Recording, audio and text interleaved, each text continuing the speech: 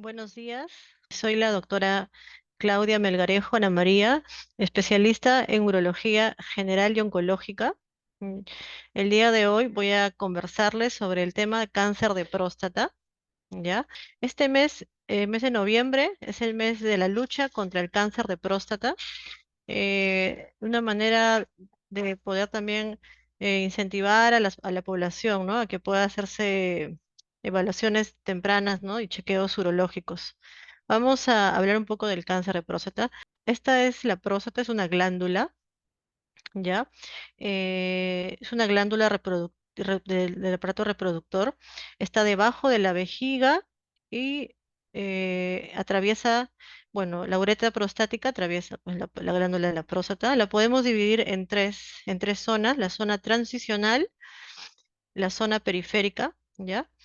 En este caso, lo que nos interesa es la zona periférica, porque en esta zona es donde se va a hacer el tacto rectal, ¿ya? La zona periférica, que sería, ¿no? Es la parte más externa de la próstata, en la zona periférica. En este caso sería esta amarilla, ¿ya? Es donde suelen aparecer la mayoría de cáncer de próstatas. Por eso que todavía nos apoya bastante lo que es el tacto rectal, ¿ya? Vamos a seguir hablando de ese tema más adelante. Eh, el HBP o la hiperplasia benigna de próstata suele aparecer más en la zona transicional o periuretral, que justamente es la zona que rodea la uretra, ¿no? Entonces, la hiperplasia benigna de próstata, que es lo más frecuente en el hombre, suelen aparecer de esta zona, mientras que el cáncer de próstata aparece más de la zona externa o la zona periférica de la glándula prostática. Vamos a hablar sobre la incidencia del cáncer de próstata. A nivel mundial, es la segunda causa más frecuente de cáncer ya en el hombre, solamente por abajo del pulmón a nivel mundial, y es la sexta en mortalidad, ya esto es a nivel mundial. Si lo vemos a nivel del Perú, en el Perú sigue siendo la neoplasia maligna más frecuente en hombres, ¿ya? Y es la segunda causa principal de muerte. En el Perú y muchos países occidentales todavía sigue siendo el cáncer de próstata el cáncer más frecuente, ¿ya? Si hablamos un poco del Perú, más adelante les voy a comentar los estadios del cáncer de próstata, pero se los comento rápidamente. Existe pues eh, el cáncer de próstata en estadio 1 y 2, que es el localizado, el estadio 3 localmente avanzado y el estadio metastásico avanzado, ¿no? Acá en el Perú se hace el diagnóstico bastante de lo que es un cáncer localmente avanzado metastásico, ¿no? Es un diagnóstico un poco tardío, ¿ya? Acá en el Perú. Vamos a el cáncer de próstata. En anatomía patológica, el tipo más frecuente es el adenocarcinoma, ¿ya? Hay otros menos frecuentes como el sarcoma epidermoide, pero el más frecuente es el adenocarcinoma. Es un cáncer que depende mucho de la estimulación hormonal, de los andrógenos, de la testosterona y su forma activa. Este cáncer se alimenta de los andrógenos, ¿ya? Vamos avanzando. Los factores de riesgo. Hay los factores de riesgo modificables y los no modificables, ¿no? Los más importantes que los comentaría serían los no modificables, que son la edad, ¿ya? La raza y la historia familiar. Estos no se pueden modificar, ya son de cada persona. Se dice que mientras la persona tenga más edad, tiene más probabilidad que tenga un cáncer de próstata. Entonces el riesgo empieza a aumentar a partir de los 45 a 50 años. Por eso a partir de esa edad se recomienda lo que es el chequeo preventivo, ¿ya? En el tema de las razas, se ha visto pues que la raza afrodescendiente es la que tiene peor pronóstico y la que tiene más, lamentablemente es la que tiene más riesgo de cáncer de próstata, ¿no? Comparándolo con el otro extremo de los orientales, ¿no? Pero la raza afrodescendiente es la que tiene más riesgos de cáncer de próstata. Em, Historia familiar es importante, ¿ya? Cuando tienen un familiar, un padre con cáncer de próstata, de un familiar en primer grado, el paciente tiene 2 veces más de riesgo de poder tener un cáncer. Y si tiene más de 2 familiares de primer grado, el riesgo se puede hacer entre 5 a 11 veces más frecuente. Quiere decir que mientras más familiares tenga con cáncer de próstata, el riesgo se puede llegar a aumentar hasta 5 a 11 veces, ¿ya? Es importante la historia familiar, ¿ya? Si bien es cierto el cáncer de próstata, la mayoría de veces es un cáncer esporádico, pero cuando aparece un cáncer de familiar también pueden llegar a ser a veces más agresivos, ¿ya? Los cánceres hereditarios aparecen pues, en menores de 55 años y puede haber más mortalidad, ¿ya? Eh, por esa razón, pacientes que sean de raza afrodescendiente o que tengan familiares con cáncer de próstata, aunque sea un familiar, se tiene que hacer un chequeo más temprano, a partir de los 40 años, ¿ya? Mientras que la población en general del 50 o algunos 45, pero los pacientes con estos riesgos, desde los 40 se recomienda el chequeo.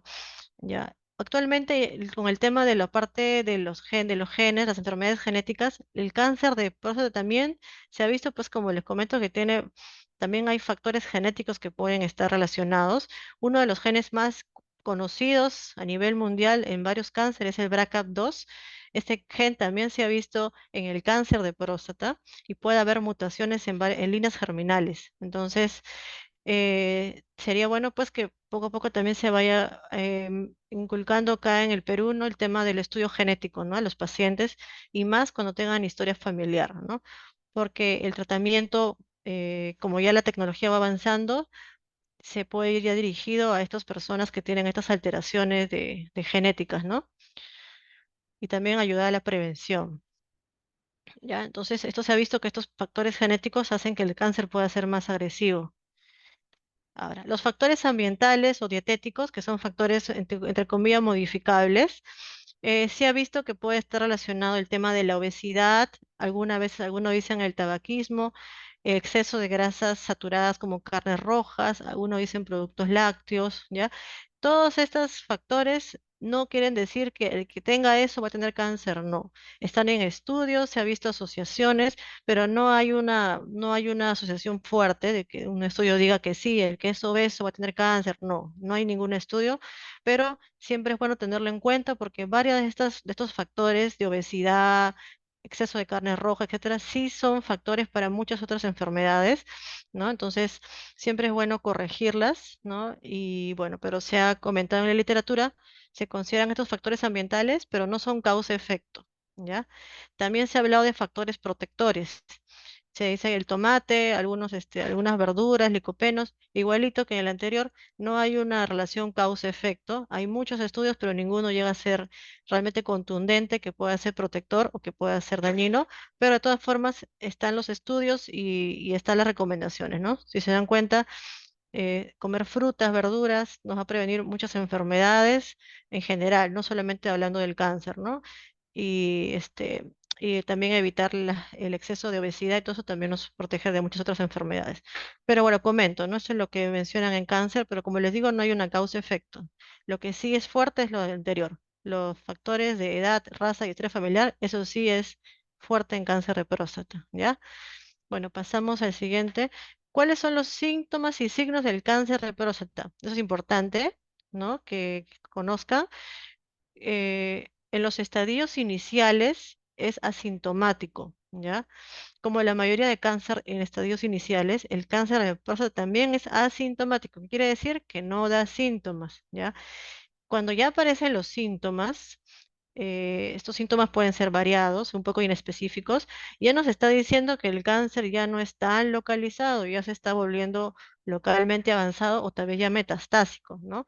Entonces, algunos de los síntomas que pueden ocurrir en estos pacientes pueden ser, bueno, hematuria, sangrado, cuando ya el cáncer está pues avanzado, ¿no? Dolor óseo, dolor en la columna por las metástasis, ¿no?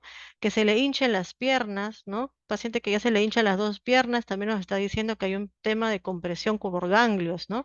Ganglios metastásicos que ya también han aparecido en la zona pélvica, ¿no? Se tiene que hacer de todas formas una exploración neurológica para ver que no tenga síntomas de compresión medular, ¿ya? Más adelante vamos a ver por qué es importante hacer la evaluación neurológica también, ¿no? Y evaluación de ganglios inguinales, ¿no? Esto más o menos es lo que se evalúa en todos los pacientes, ¿no? Que vienen a una consulta, se debería evaluar todo esto, pero como le digo, la mayoría en los estadios iniciales es asintomático, por eso que en esos estadios se tiene que fomentar la prevención, la prevención, ¿no? Ya cuando están los síntomas, es ya el tratamiento de esos síntomas. Entonces, lo que tienen que acordarse es prevención, estadios iniciales, asintomático. Entonces, ¿cómo se hace el diagnóstico clínico si el paciente no tiene síntomas, ¿no? La idea es hacerle el diagnóstico temprano cuando esté localizado, o sea, en la fase asintomática. Entonces, los pacientes no suelen venir al hospital a lo menos que tengan síntomas, ¿no es cierto? ¿No? Entonces, justamente la idea de estas charlas es fomentar que los pacientes, aunque no tengan ninguna molestia, acudan a un urólogo para que se hagan chequeos tempranos a partir de los 45, 50 años. Y si tienen antecedentes familiares de cáncer, raza afroamericana, afrodescendiente, tienen que hacerse ya desde los 40 años, ¿ya? Entonces, ¿cómo hacemos el diagnóstico clínico? Se hace acá en el Perú, tenemos el antígeno prostático específico o PSA, ¿ya? Es una proteína que se secreta de la próstata y el examen dígito rectal, que es el tacto rectal. Estos dos exámenes son complementarios, ninguno es mejor que el otro. Aquí en el Perú hacemos los dos exámenes, es la recomendación, ¿ya? Y el diagnóstico definitivo se va a realizar con una biopsia de próstata. Entonces vamos a hablar de cada uno. Esto que les estoy mostrando son las recomendaciones de algunas guías americanas de urología. Ya, esta es la guía americana de urología del 2022, donde recomiendan que los pacientes se tengan que hacer una detección para descarte de cáncer temprano a partir de los 45 50 años y se ofrece pues un PSA inicial a esa edad. ¿Ya? Si tienen factores de riesgo, como mencioné, raza afrodescendiente o tienen historia familiar de cáncer, antecedentes, tienen que hacerse de los 40 años o menos, ¿ya? El tema de los chequeos o seguimientos se va a personalizar entre el médico y el paciente, según la preferencia del paciente, según la edad, todo, ¿no? Eh, y como le digo, también todo acá depende del médico y el paciente, ¿no? Yo como médico no le puedo obligar al paciente a hacerle la evaluación. El paciente tiene que estar informado de por qué se le hace la evaluación, por qué se hace el PSA, por qué se hace el tacto rectal. Y al final él es el que toma la última palabra, él es el que decide si se quiere hacer o no, ¿ya? Yo siempre le digo a los pacientes, es lo recomendable, pero al final la última palabra la tiene usted, porque es su salud, o sea, usted es el que decide si es que se hace el chequeo, pero es la recomendación, ¿no? Entonces lo que dice la guía es eso, ¿no? Que se tiene que personalizar el médico con el paciente, el tema de la reevaluación, los intervalos, si se decide o no suspender la detección, según preferencia del paciente, la edad. Entonces eso es lo que recomiendan las guías, ya siempre conversar con el paciente y explicarle, y al final él toma la última palabra, la última decisión, ¿ya? Bueno, pasamos entonces, ¿qué es el examen rectal digital? Como les dije, es un examen, el famoso tacto rectal. Se ingresa por el ano, obviamente una previa lubricación para tactar la zona periférica de la próstata, que justamente es la zona donde se suelen encontrar la mayoría de cáncer de próstata. Entonces, por eso que el tacto rectal todavía nos ayuda, ¿ya? El tacto rectal también tiene sus limitaciones, no va a encontrar todos los cánceres, generalmente encuentra cáncer que son un poco grandes, ¿no? Que son notorios, los cánceres pequeños se nos pueden escapar con el tacto rectal, por eso que la sensibilidad no es tan alta, pero de todas formas nos apoya para diagnosticar cáncer localmente avanzados, ¿ya? Eh, si se hace un tacto rectal y es un tacto rectal que hay una lesión sospechosa. ¿Cómo es una lesión sospechosa? Es una lesión dura, pétrea, aumentada de consistencia, ¿ya? Si hay una lesión al tacto rectal sospechosa, aumentada de consistencia, entonces se tiene que hacer una biopsia de próstata, independientemente del valor del PSA, ¿ya? Entonces, igual se pide PSA de todas formas, pero el tacto rectal sospechoso sí es mandatorio para hacer una biopsia, ¿ya? Entonces, bueno, se dice cuando ya se siente pues la lesión en la próstata puede ser que sea pues un cáncer un poco agresivo, pero más que agresivo ya es un cáncer localmente avanzado, ¿no? Porque ya lo estoy sintiendo el tacto rectal, ¿ya? Entonces, esto es en el tema del tacto rectal. Vamos a hablar del antígeno prostático específico. Es una proteína que es producida por las células luminales de la próstata. Es una proteína específica de la próstata, como dice su nombre, antígeno prostático específico. Esta proteína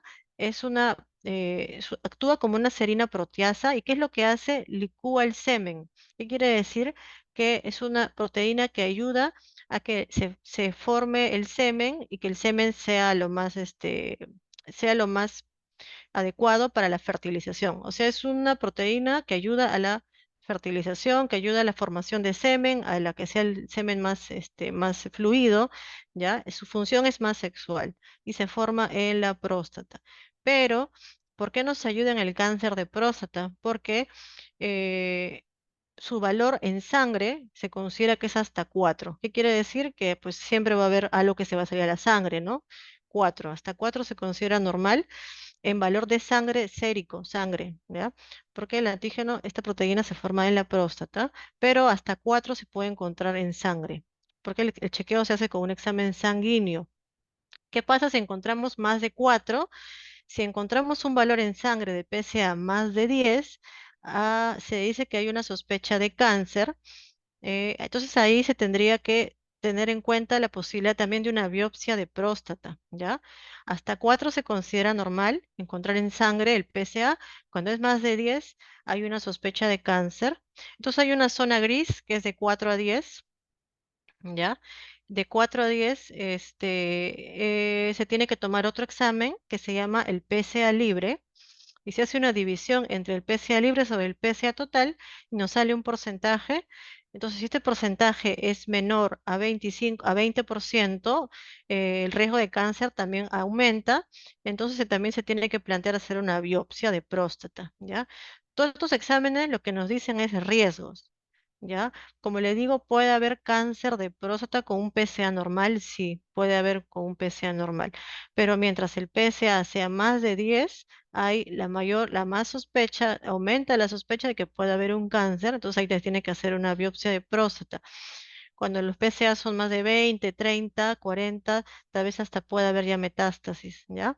Entonces el PSA nos apoya un montón en el diagnóstico de cáncer de próstata, tanto para diagnóstico como para seguimiento, que más adelante lo voy a comentar, ¿ya? Como les dije, el PSA es una proteína que se forma en la próstata, en la glándula prostática, ¿ya? Entonces pueden haber otras causas que aumenten el PSA y que no sea necesariamente un cáncer, ¿ya? Entonces nosotros como urólogos siempre tenemos que tener en cuenta eso para hacer diagnósticos diferenciales, que pueden haber otras causas que le ven el PSA, como cuáles pueden ser todo lo que pueda alterar la arquitectura celular de la glándula prostática, ¿no? Y que pueda ocasionar que haya una fuga de PSA. Por ejemplo, una manipulación prostática extenuante, ¿no? Un sondaje uretral, un procedimiento por lo urológico, una citoscopía, una retención urinaria aguda, ¿ya? Puede haber varias causas que pueden elevar el PSA y que necesariamente no es cáncer, pero la elevación suele ser poca, no suele ser mucha, ¿ya? Entonces nosotros tenemos que también ver, hacer estas diferencias para saber a quién le vamos a hacer la biopsia de próstata, ¿ya? Pero para que se lleven a grandes rasgos, PSA mayor de 10 y descartando todas estas causas que puedan alterarnos el PSA, hay que hacer una biopsia de próstata, ¿ya? Sigamos. ¿Qué es la biopsia de próstata? Se ingresa con una aguja directamente a la próstata y se sacan unos tejidos, ¿ya? Esos tejidos se mandan a estudiar a patología y ahí nos va a decir el grado de agresividad de ese cáncer y obviamente la confirmación del cáncer, ¿ya? Entonces, la biopsia de próstata se realiza cuando hay un nivel alto de PSA y o un tacto rectal sospechoso, como les mencioné.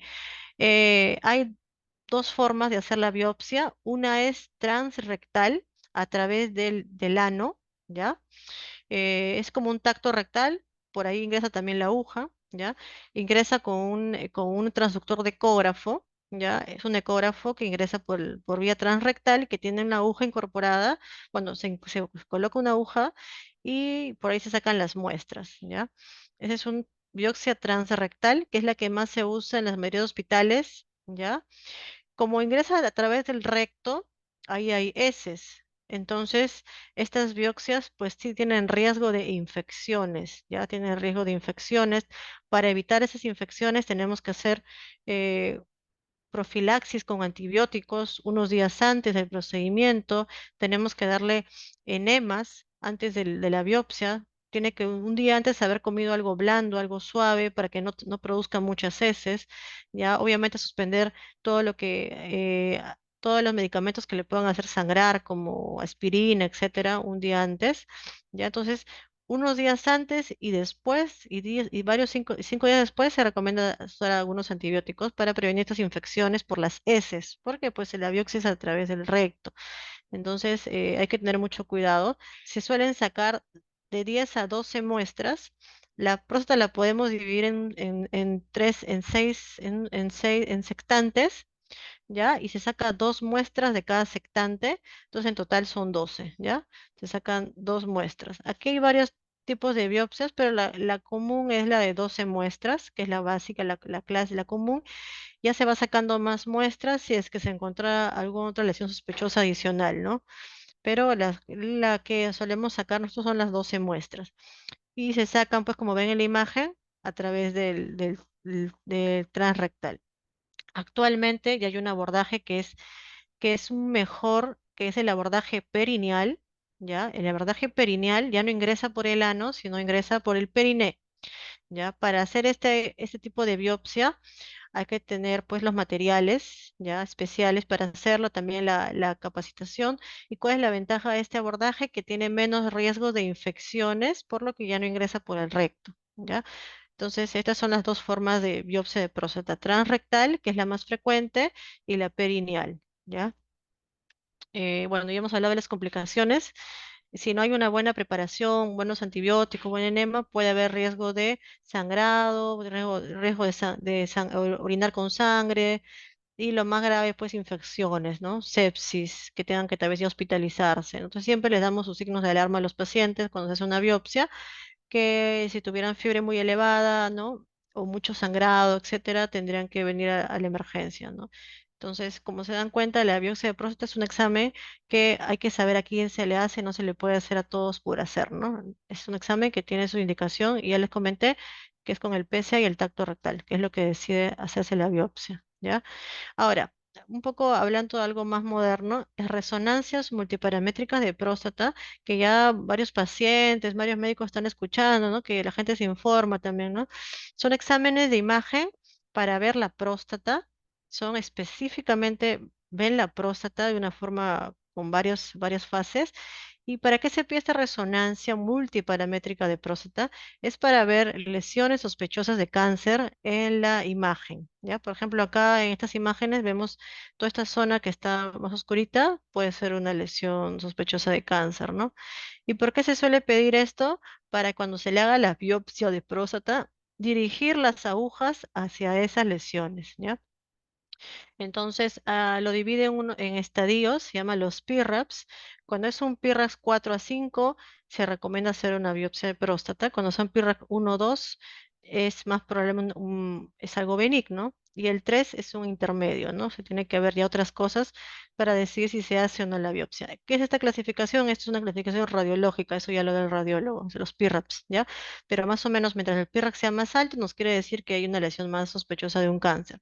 Entonces, si se dan cuenta, la resonancia no son exámenes de rutina porque son caros, entonces solamente nos sirven cuando hay dudas en nuestra evaluación, cuando hay sospecha, cuando el PSA no es muy elevado. Hay varios criterios que nosotros tenemos que tomar en cuenta, el especialista en urología, para decidir pedir una resonancia multiparamétrica, pero no se pide como chequeo, ¿ya?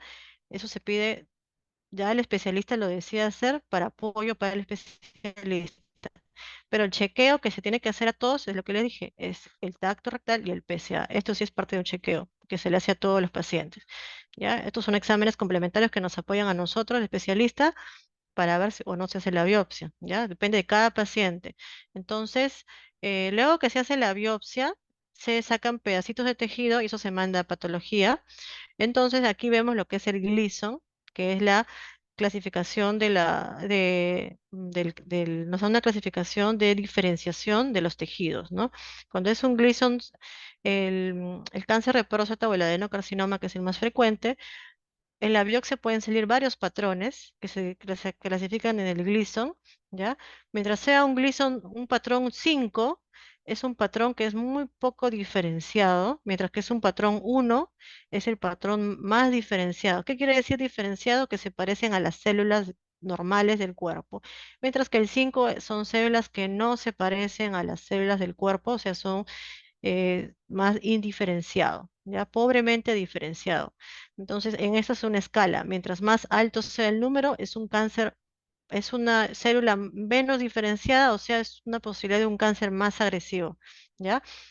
Estos patrones se pueden encontrar en la biopsia de próstata y lo clasificamos en estos grupos, ¿ya? Entonces, aquí hay una sumatoria, no sé si lo vean acá. Entonces, ¿qué significa el Gleason 6? Que ha sido patrones 3 más 3, ¿ya? Cuando hacen las biopsias de próstata, pueden haber varios patrones en la patología, no solamente un patrón. Entonces, puede haber patrones de 5 y patrones de 2, o de 3, ¿no? Por decir, ¿no? Patrones de 4 y patrones de 2. Entonces, esta clasificación lo que hace es colocar primero el patrón más frecuente, ¿ya? Y el segundo el patrón menos frecuente, ¿no? Entonces, un Gleason 7, que es un 3 más 4, quiere decir que en la muestra se han encontrado más patrones 3 que patrón 4, mientras que este de acá, este Gleason 7 es 4 más 3, quiere decir que se han encontrado más patrones 4 que patrones 3, ¿no? Entonces son sumatorias, ¿no? El 6 se podría decir que es el menos agresivo, el más diferenciado, porque puede tener patrones 1, 2, 3, no pasa de 3, ¿no? Mientras que el score 7 y 8, 9, 10, estos ya son más agresivos porque este tiene 3 más 4, este Gleason 8 tiene todo patrón 4, ¿ya? O un 5 más 3 podría ser, pero casi 4 por lo menos tenía que tener acá, o sea, son más agresivos. Mientras que un Gleason 9 o 10 tiene por lo menos un 5, o sea, este de acá tiene patrones 5, o sea, son súper agresivos. Entonces, esta escala nos dice la agresividad, ¿ya? Él lo divide en uno, 2, 3, 4, 5, pero al final son sencillamente las sumatorias y ya sabemos que estos de acá tienen los patrones más agresivos. O sea, los grupos 5 tienen los patrones, como dicen, muy, muy agresivos. Este es muy bajo riesgo, estos son alto riesgo.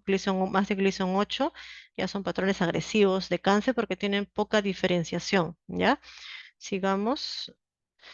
Luego que tenemos ya el diagnóstico, es un cáncer, se confirma, y ya sabemos su agresividad, son Gleason 8, no sé por decir, ¿no? ¿Qué es lo que sigue? Ver la extensión de la enfermedad. ¿El cáncer se ha quedado en la próstata o ya se ha ido a otras partes del cuerpo, ¿no? Entonces, una vez que está confirmado el cáncer, lo que tenemos que ver es la extensión. ¿Cuáles son los exámenes que usamos bueno, urología, en todos ¿no? Lo que vemos cáncer?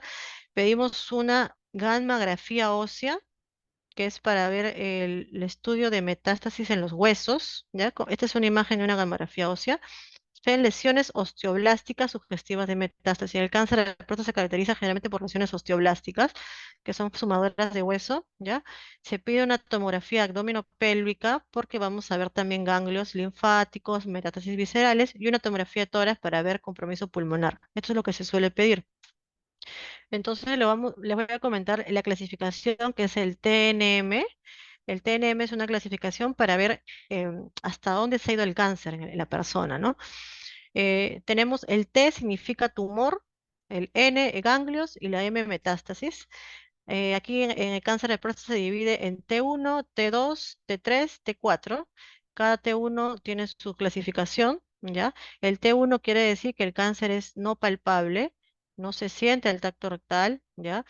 Y se encuentra por solamente elevación de PSA, que sería el T1C, que sería un paciente que al tacto rectal tú no sientes nada, no hay ninguna lesión, pero ya tiene un PSA más de 10, entonces este paciente es un T1C, ¿no? En el que hay que hacerle también una biopsia, ¿ya? El T2 ya es un cáncer palpable, que se puede palpar al tacto rectal o ya se siente más. Se divide en T2A, B y C.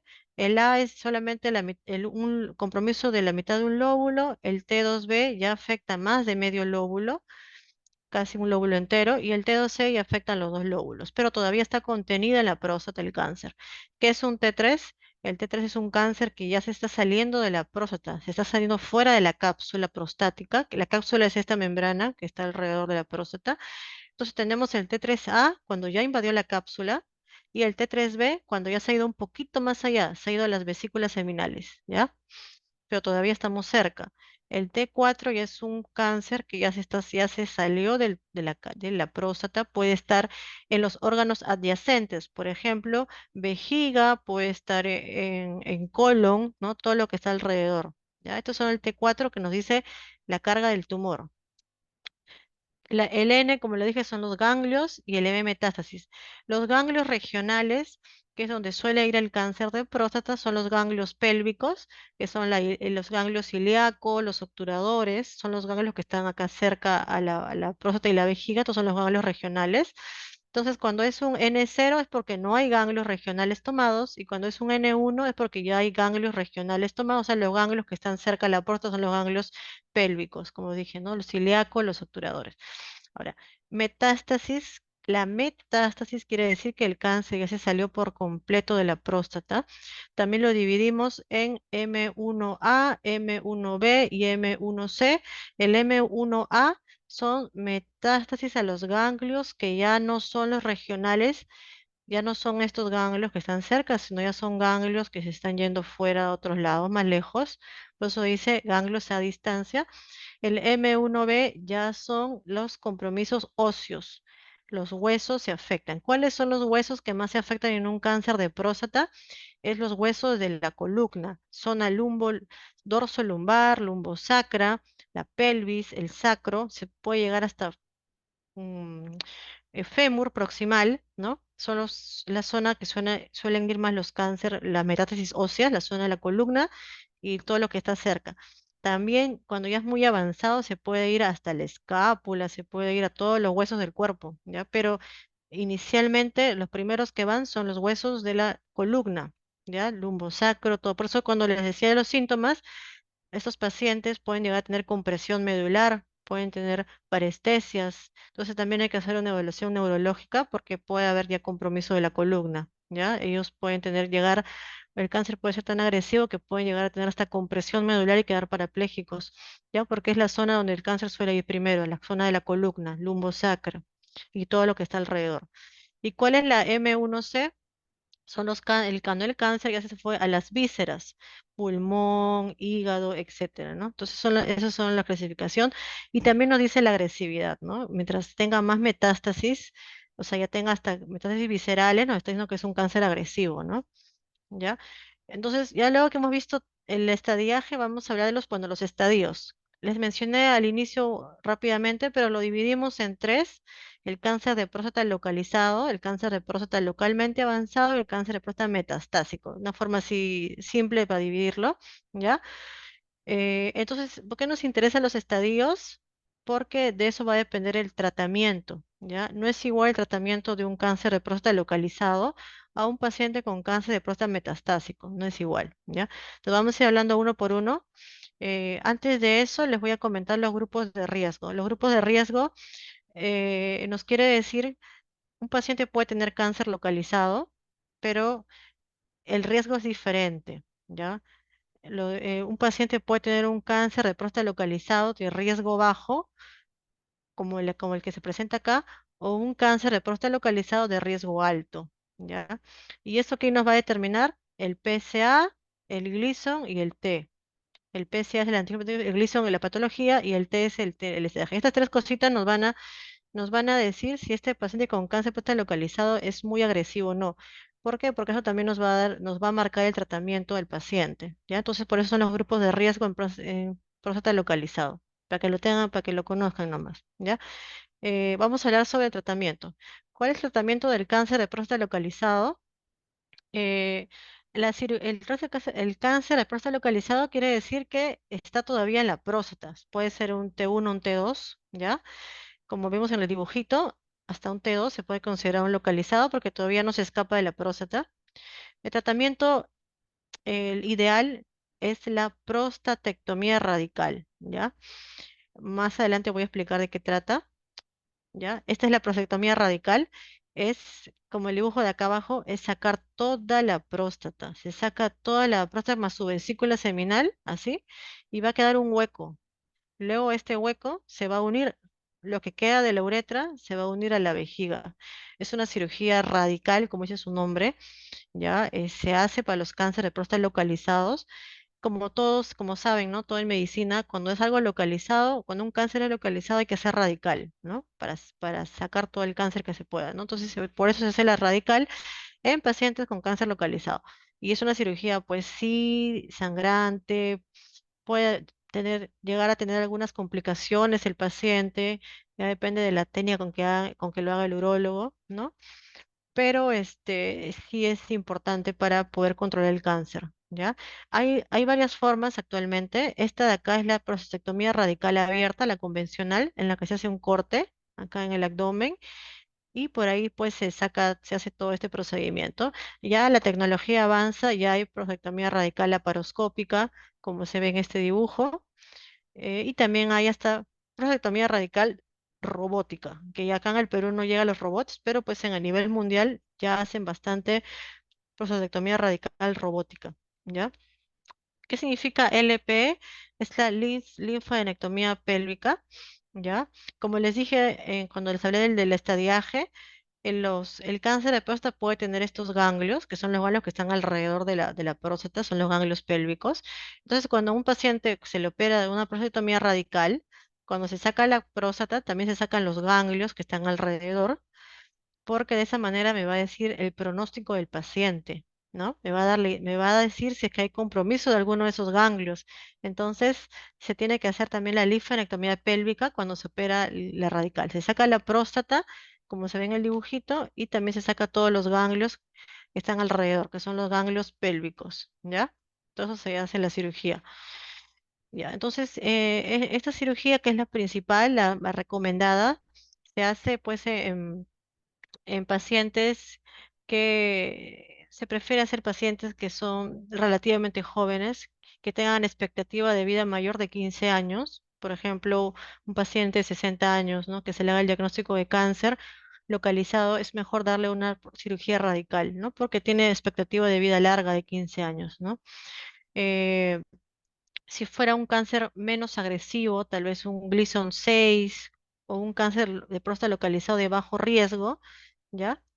Con un PCO menos de 10, se le pueda tal vez en algunos casos, no la operación directamente, sino una vigilancia activa, que la vigilancia activa es un monitoreo estricto al paciente, no nos podemos perder de vista con el paciente, hay que hacerle tactos rectales más frecuentes, un PSA total más frecuente, o hasta revioxiar si es que vemos que se está elevando el PSA, porque si cambia un Gleason más elevado, o sea, un Gleason más de 7, tenemos que operarlo. Entonces, la vigilancia activa se ofrece a pacientes con cáncer de próstata que sean muy poco agresivos, ¿ya? Que sean poco agresivos, ¿ya? Entonces, pero en algunos pacientes, acá en el Perú es muy difícil porque los pacientes se desaparecen, se van a provincia. Eso tal vez sea más fácil en Estados Unidos, donde tal vez los pacientes están ahí más yendo, ¿no? Pero acá es un poco complicado hacer la vigilancia activa, pero está escrito, ¿ya? Eh, si el paciente no se desea operar por qué razones, también está la radioterapia externa, ¿ya? O más, más hormonoterapia, que es otra opción, ¿ya? Y hay otras terapias focales que son realmente más teóricas. Acá en el Perú no, muy pocos lo hacen, ¿ya? O sea, sí lo hacen en algunas clínicas, pero también se dice que puede haber terapias focales cuando el cáncer es muy, muy localizado, solamente destruir esa parte del cáncer, ¿no? También lo voy a comentar. Entonces, la radical, entonces, estos son los tratamientos focales, ¿ya? Que se puede también optar en pacientes que tienen cáncer muy localizados y poco agresivos, se puede intentar esto, ¿no? Cáncer de próstata, como dije, como este cuadrito es importante, ¿no? Cáncer de próstata de muy bajo riesgo y que sean bien localizaditos, se puede intentar destruirlo con estas tecnologías, pero como le digo, la crioterapia y el IFU, que son las dos de acá, no hay en todas las clínicas, más hay en Estados Unidos, en otros países, ¿no? Pero acá en el Perú es bien complicado encontrar esas tecnologías, ¿ya? Y en algunos casos la braquiterapia. Eh, bueno, eso es lo que se refiere al localizado. Entonces, en este estadio nos interesa la edad, porque vamos a ver la expectativa de vida del paciente, ¿ya? Y nos interesa la agresividad del cáncer, ¿no? No va a ser igual un señor de 60 años con un cáncer agresivo, ahí hay que ser súper radicales, a un señor de 80 años con un cáncer muy poco agresivo. ¿no? Un señor que tenga 80, 90 años, que tal vez su expectativa de vida ya sea menos de 10 años, ahí tendríamos que realmente ver si realmente valdría la pena hacer una cirugía tan cruenta, ¿no? Como esta radical, ¿no? Porque generalmente se hace para cánceres un poco más agresivos y si a esa edad, si tiene 90 años, con un cáncer localizado poco agresivo, probablemente el señor fallezca de otra cosa antes del cáncer, ¿no? Entonces, cada paciente, el manejo es individualizado, ¿ya? Y hay que ver el grado de agresividad que tiene ese cáncer en ese momento y según eso se toma una decisión, siempre en conjunto con el paciente, ¿ya? Pero más o menos son los tratamientos que se suelen dar en el cáncer localizado, ¿ya? Este, vamos a hablar entonces de el cáncer localmente avanzado, es cuando el cáncer ya se está saliendo de la próstata, se podría hacer como un T3, ¿no? Un T3 hasta un T4 podría ser, que están todavía muy cerca de la próstata o están por ahí, que se quieren salir, ¿no? Pero todavía no están haciendo metástasis, ¿ya? Entonces, en este cáncer localmente avanzado, ya pasa al revés, ya la cirugía ya no es la primera opción, ¿ya? Ahí ya la primera opción sería la radioterapia pélvica más la terapia de derivación androgénica, ¿ya? Como les comenté al inicio, el cáncer de próstata es un cáncer que se alimenta de los andrógenos, un cáncer hormonal, ¿no? Entonces, por esa razón se da la terapia de privación androgénica para poder de alguna manera parar el cáncer, ¿no? Pararlo para que no avance más, ¿no? Más la radioterapia externa. Entonces, esa sería la primera opción. Y también empleamos lo que es la terapia multimodal. ¿Qué es la terapia multimodal? O sea, hacerle todo.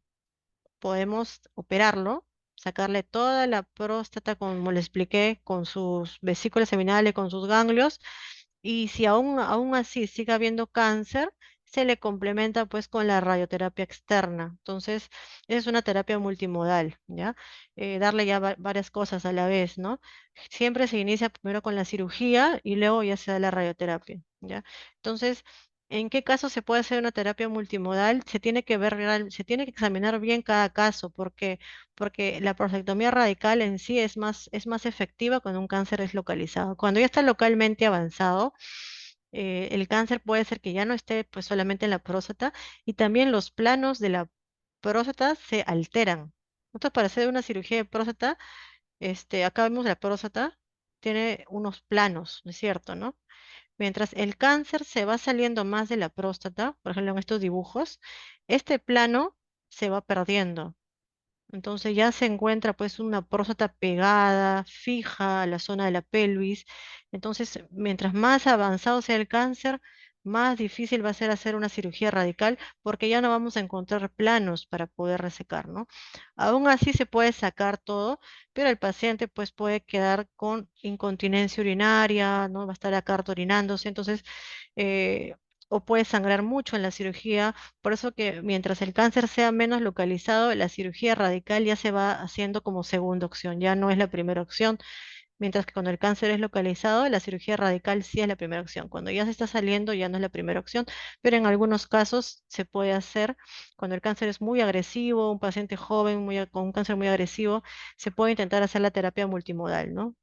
Ya, pero se le explica al paciente pues de que va a quedar tal vez con incontinencia urinaria, con complicaciones, porque ya el cáncer ya no estaba limitado a la próstata, ¿no? Entonces sí hay más riesgo de complicaciones, pero es una opción cuando se quiere tratar a un paciente con cáncer, ¿no? Tratar de sacarle todo el cáncer. Pero aquí queda la primera opción, radioterapia más derivación, ¿ya? La localmente avanzado. Pasamos al metastásico. El cáncer de próstata metastásico quiere decir que ya el cáncer está en los huesos, está en varios ganglios, ¿no? En vísceras, ya no es un cáncer localizado, es más que un cáncer localmente avanzado. Y aquí ya lo que nos importa es lo que es la tratamiento hormonal. Como les dije, el cáncer de próstata se alimenta de las hormonas. Aquí vemos unos dibujitos. La hormona de la testosterona, ¿ya? La testosterona se secreta en su 90% del testículo, ya en más del 90% salen del testículo las testosterona y unos 5, un poco más del 5% puede salir de otras células como las células glándulas suprarrenales, ¿ya? Entonces, la idea del tratamiento de un cáncer de próstata metastásico es que le cortemos la alimentación al cáncer. Como ya no se puede operar, como ya todo lo demás ya no se puede hacer porque ya está más avanzado, lo que hay que hacer acá es bloquear la alimentación del cáncer y suprimiendo la producción de testosterona. Hay varias formas de suprimir la producción de testosterona. ¿Ya? Acá se usa bastante lo que son los agonistas, bueno, usan bastante lo que son las agonistas de LRH o GnRH. ¿Qué es lo que hacen los agonistas de LRH? Estimula salen del hipotálamo a la hipófisis y de esa manera estimula la secreción de FSH, LH y lo que hace la FSH es que el testículo produzca testosterona, ¿no? Es todo un circuito, ¿ya? Entonces, al momento de dar agonistas del RH, en un comienzo va a haber una producción de testosterona, ¿no? Porque se está haciendo el agonista, el agonista quiere decir que le estamos dando más estímulo a que se forme, pero como ya va a haber mucha testosterona, el cuerpo va a dar una señal diciendo ya no produzca más testosterona, ya tenemos suficiente, entonces pum, se suprime. Entonces de esa manera el paciente, pues, de esa manera un poco simple, bueno, de esa manera el cuerpo ya no forma más testosterona. Ya primero hay una estimulación y luego el bloqueo completo ya no se produce testosterona. Son los más frecuentes en el mercado en el Perú como la leuprolina, la triptorelina, goserelina, son los más frecuentes en el mercado, en las farmacias. No solamente se usan para cáncer de próstata, también lo usan para cáncer ginecológico, para otras cosas, ¿ya? Pero es el que más se tiene, es el más barato, pero no es el mejor, ¿ya? Los mejores son los antagonistas de la GnRH. Estos son los mejores. ¿Por qué? Porque los antagonistas lo que va a hacer es de que ya no haya más estímulo. Se corta el estímulo del hipotálamo a la hipófisis, ahí te da liberación, ¿no? En la hipófisis se bloquean todos los receptores ahí para que ya no haya, se corta ahí la cascada y ya todo esto no se produce, ¿entiende? Ya no se produce nada de testosterona, nada, se corta de arriba, pan, se cortó. El problema de los antagonistas es de que pues son muy caros, no están, como por ejemplo el de Garelix es un antagonista del RH que es muy bueno, pero son carísimos, no están en el mercado, al menos en el CIS, ¿no? Son algunos laboratorios que traen, son caros. Entonces, pues es mejor que los análogos, los antagonistas, pero lamentablemente no se tiene en el mercado, ¿no? Eh, ¿Cuál es el tema de los agonistas? Hay que tener cuidado del efecto flama o efecto llamarada. Como les expliqué, esa estimulación de testosterona al inicio, que luego al final se bloquea porque hay un feedback negativo, esa estimulación inicial es peligrosa en pacientes que tienen un cáncer de próstata en columna, que tienen cáncer metastásico. Son pacientes que su columna está a las justas, ¿ya? Son pacientes están a un paso de que tengan una fractura de columna y que puedan quedar parapléjicos. Entonces, en estos pacientes, antes de dar un agonista, hay que tener cuidado y tal vez hay que dar un medicamento antes, que se llaman los antiandrógenos, que es otro que también les voy a mencionar.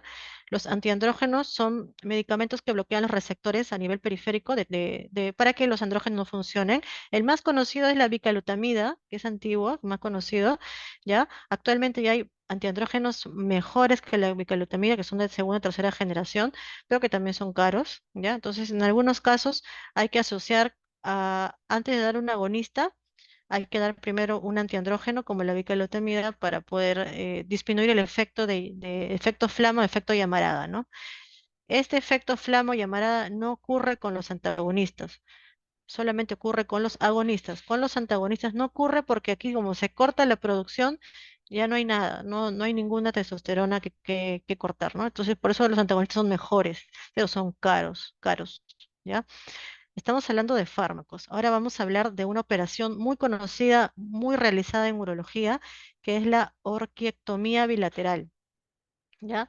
La orquiectomía bilateral, ¿qué es lo que se hace? Se saca los testículos, como se dice, ¿no? Si de ahí se produce el 90% de la testosterona, sacando los testículos ya lo dejamos sin alimento al cáncer, ¿no?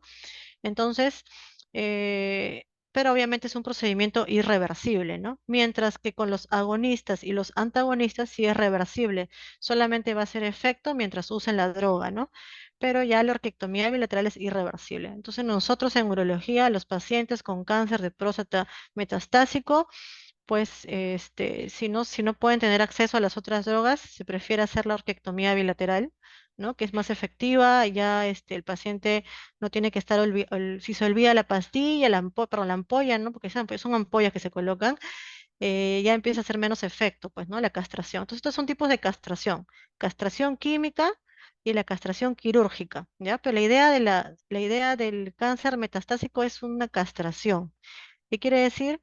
Que ya no se produzca más testosterona, ¿ya? Que se inhiba la producción. Entonces, esto es a manera grosera.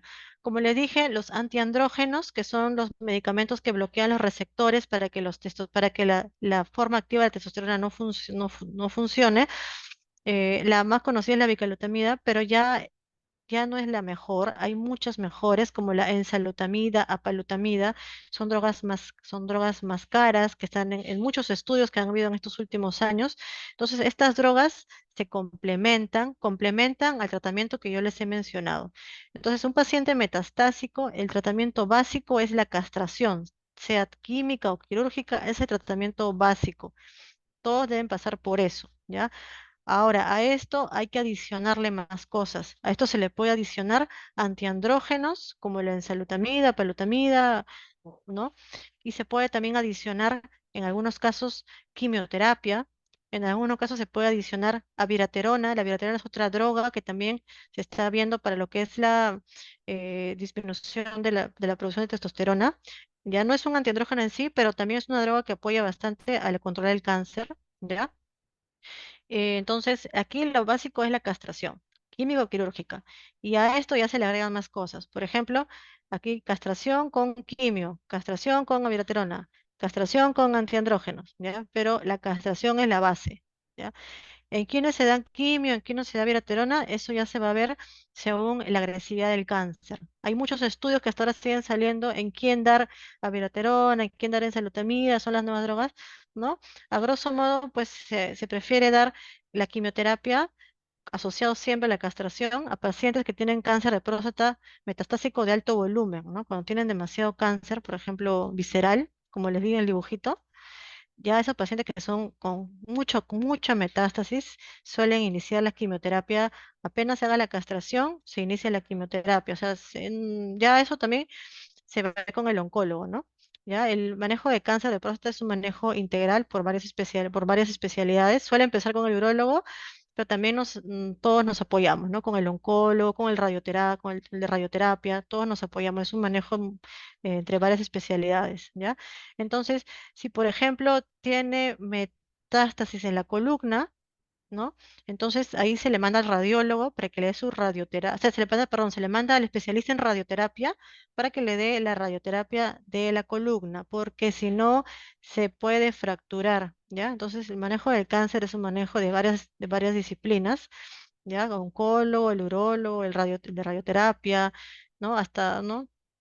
Varios los podemos ver para hacer su seguimiento, ¿ya?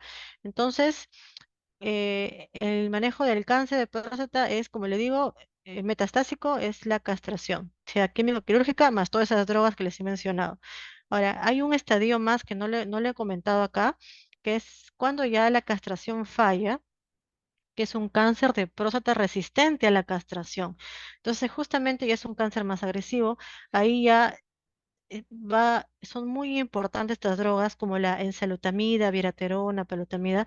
Esas drogas ya se usan más en estos estadios muy avanzados de resistencia a la castración y ya están apareciendo nuevas drogas, la tecnología avanza, estudios genéticos, ¿no? Que hay un montón de estudios un montón de estudios en ensayos clínicos que están viendo pues ya más drogas, ¿no? Para estas fallas a la castración, ¿no?